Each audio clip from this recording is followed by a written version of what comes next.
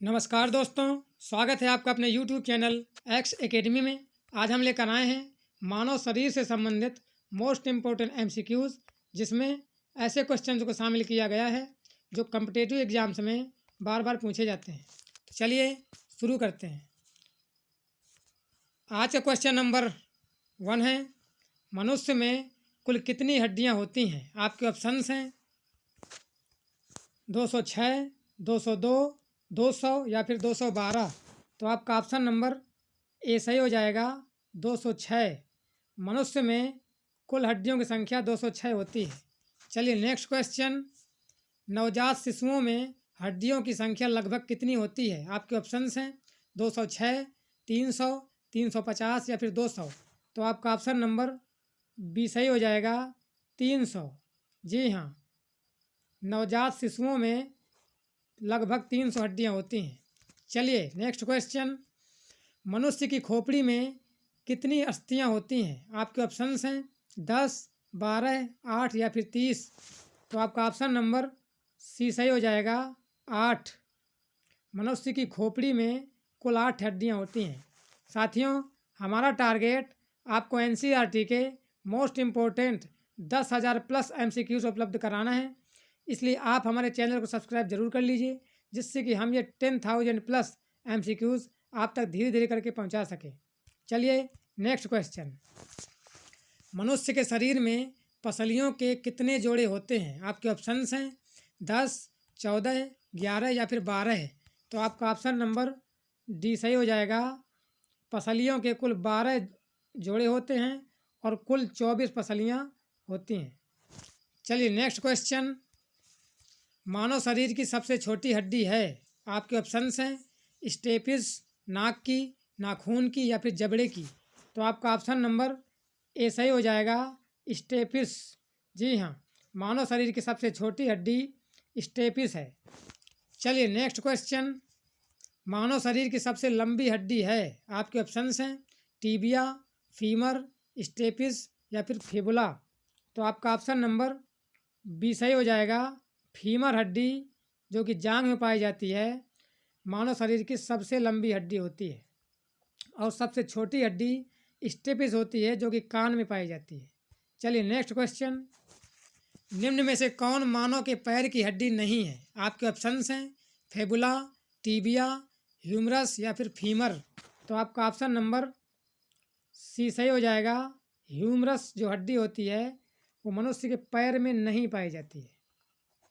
चलिए next question, tibia नामक हड्डी किस में पाई जाती है? आपके ऑप्शंस हैं भुजा, मुंह, खोपड़ी या फिर टांग। तो आपका ऑप्शन नंबर डी सही हो जाएगा, टांग में। मनुष्य की टांग में पाई जाती है टीबिया नामक हड्डी।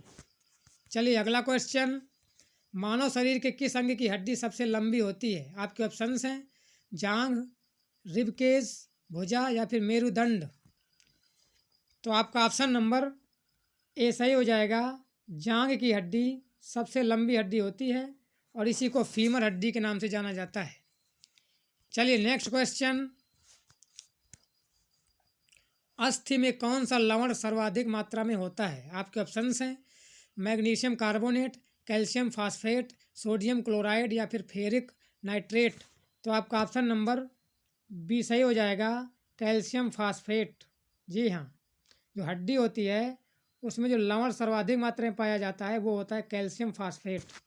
चलिए अगला क्वेश्चन, मनुष्य में पाचन का अधिकांश भाग किस अंग में संपन्न होता है? आपके ऑप्शंस हैं पैनक्रियाज, बड़ी आंत, छोटी आंत या फिर आमाशय।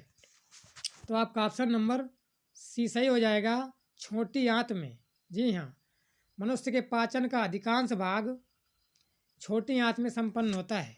चलिए अगला क्वेश्चन, मुख में स्टार्च का शर्करा में पाचन किसके द्वारा होता है? मुख में स्टार्च का शर्करा में पाचन किसके द्वारा होता है? आपके ऑप्शंस हैं पेप्सिन, लाइपेज, एमाइलेज या फिर टाइलिन।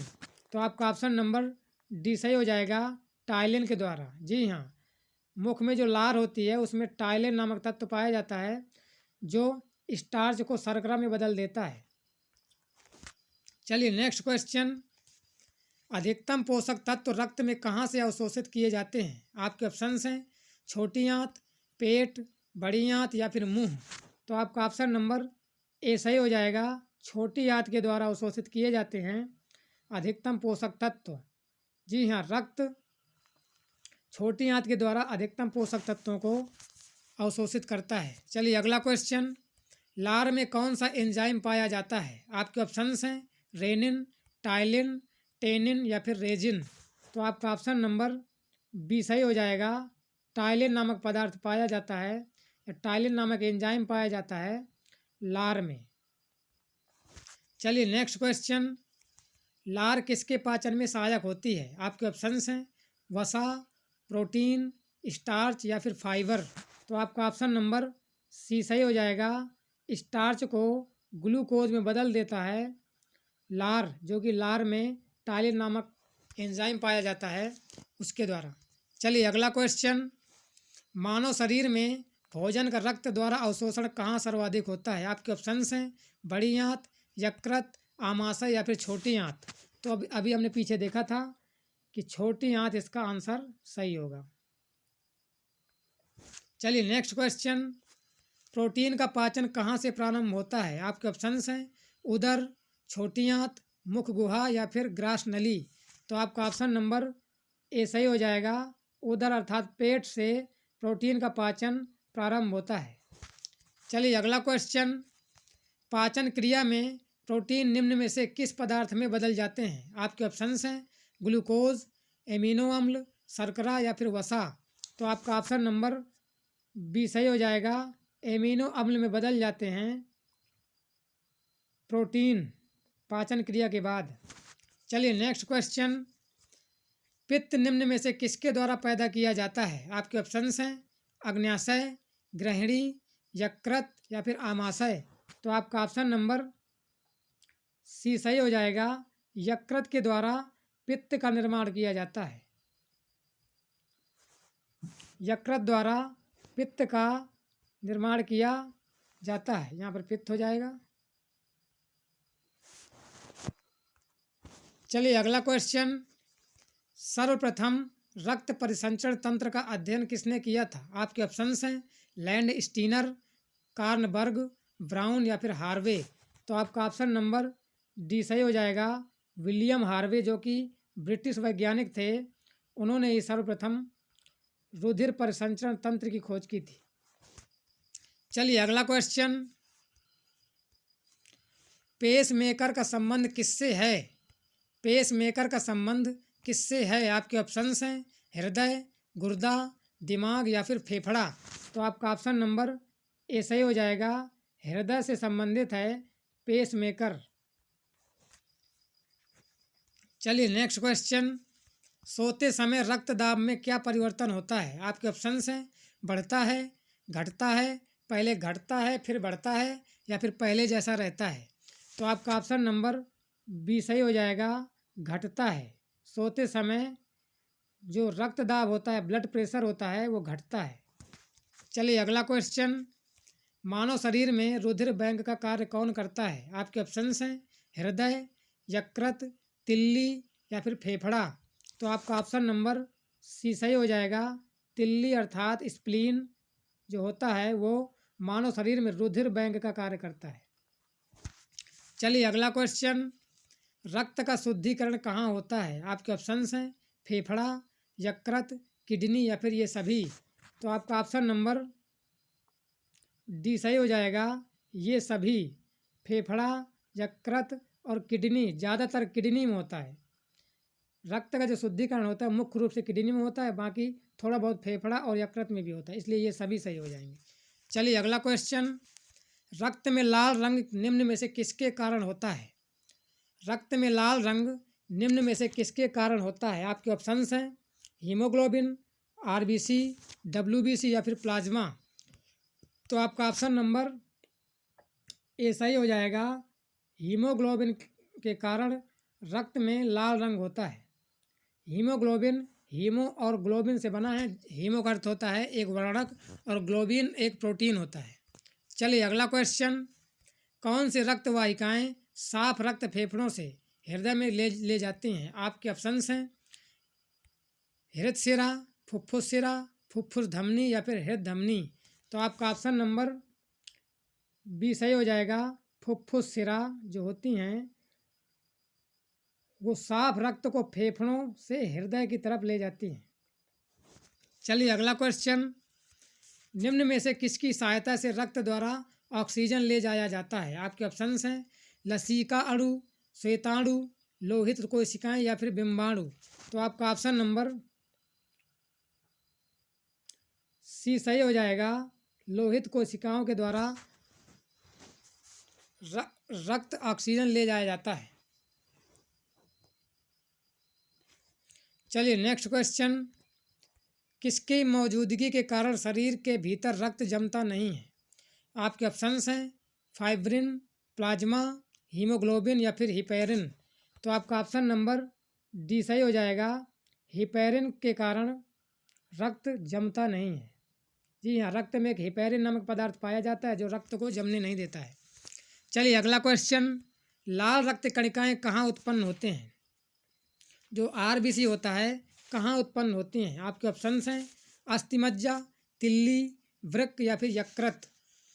तो आपका ऑप्शन नंबर ए सही हो जाएगा, अस्थिमज्जा में। जी हाँ, बोन मैरो में लाल रक्त कणिकाओं का निर्माण होता है।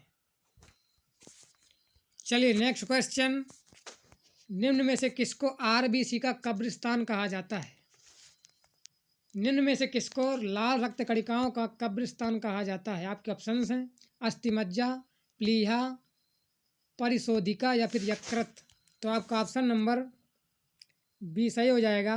प्लीहा को आरबीसी का कब्रिस्तान कहा जाता है। चलिए नेक्स्ट क्वेश्चन, आरएच फैक्टर का नाम किससे संबंधित है? आपके ऑप्शंस हैं बिल्ली से, भालू से, बंदर से या फिर मनुष्य से। तो आपका ऑप्शन नंबर सी सही हो जाएगा, बंदर से। जी हाँ, जो आरएच फैक्टर होता है वो बंदर से संबंधित होता है। चलिए नेक्स्ट क्वेश्चन, आरएच तत्व के अनुसार कौन सी जोड़ी विवाह के लिए उपयुक्त नहीं है? आपके ऑप्शंस हैं आरएच माइनस पुरुष तथा आरएच प्लस महिला, आरएच प्लस पुरुष तथा आरएच प्लस महिला, आरएच माइनस पुरुष और आरएच माइनस महिला या फिर आरएच प्लस पुरुष तथा आरएच माइनस महिला। तो आपका ऑप्शन नंबर डी सही हो जाएगा। आरएच प्लस पुरुष तथा आरएच माइनस महिला ये जोड़ी ठीक नहीं है विवाह के लिए।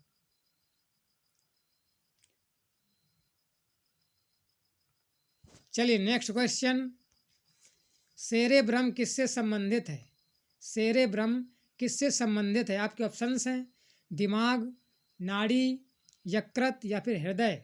तो आपका ऑप्शन नंबर ए सही हो जाएगा, दिमाग से संबंधित है सेरेब्रम। चलिए नेक्स्ट क्वेश्चन, भोजन का ऊर्जा में परिवर्तन कोशिका के किस भाग में होता है?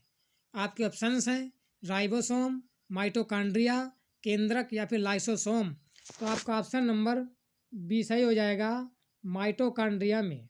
जी हाँ, भोजन का ऊर्जा में परिवर्तन कोशिका की माइटोकॉन्ड्रिया में होता है और माइटोकॉन्ड्रिया को कोशिका का ऊर्जा ग्रह कहा जाता है।